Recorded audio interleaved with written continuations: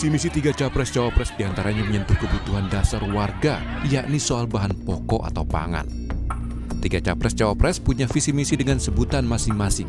Kemandirian pangan, swasembada, hingga kedaulatan pangan.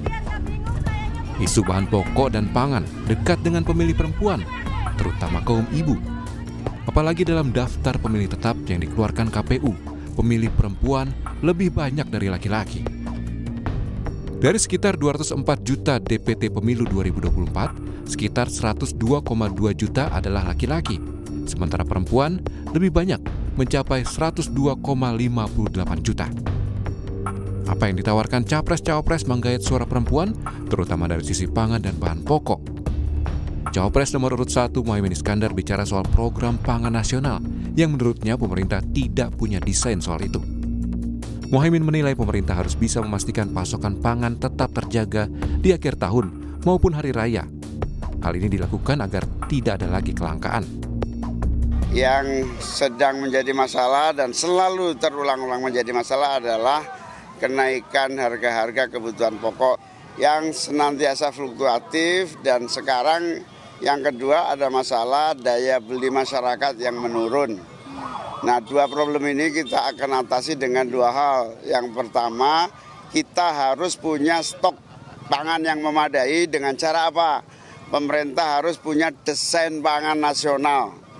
Triwulan pertama, kedua, ketiga, keempat harus sudah didesain dengan baik. Sehingga tidak akan ada kelangkaan, sehingga produksi juga terus terjaga dan daya beli masyarakat bisa terjangkau. Dengan desain pangan nasional maka akan mengurangi sekecil mungkin impor, syukur-syukur impor pangan sampai pada titik nol. Sementara Cawapres nomor urut 2 Gibran Rakabuming Raka mendorong warga belanja di pasar tradisional yang bisa membantu perekonomian. Gibran juga berkomentar soal kenaikan harga bahan pokok menjelang akhir tahun yang merupakan hal biasa. Gibran berharap di awal tahun harga bahan pokok dapat turun. Mungkin akhir tahun ya, akhir tahun. Tapi yang jelas karena ini sudah mendekati akhir tahun, kita dorong semua warga untuk belanja di pasar tradisional ya. Kita ramein. Sementara pengamat politik Ujang Komarudin menilai kampanye yang secara khusus merangkul kaum ibu sangat perlu dilakukan dengan cara yang humanis. Ya tentu ini menjadi, saya sih melihatnya sebagai sebuah prioritas karena jumlahnya yang besar gitu ya. Lalu juga tadi sifatnya yang lebih loyal, lebih setia, lebih militan begitu. Maka saya melihatnya bahwa itulah yang menjadi kekuatan daripada kalangan perempuan tersebut.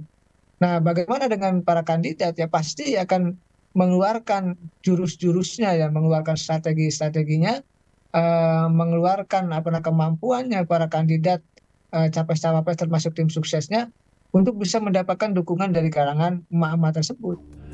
Tak hanya soal pangan dan bahan pokok yang dekat dengan pemilih perempuan, tapi juga hal lain seperti kesehatan hingga pendidikan. Apa strategi masing-masing tim kampanye capres-cawapres untuk menggait suara perempuan? Tim Liputan Kompas TV.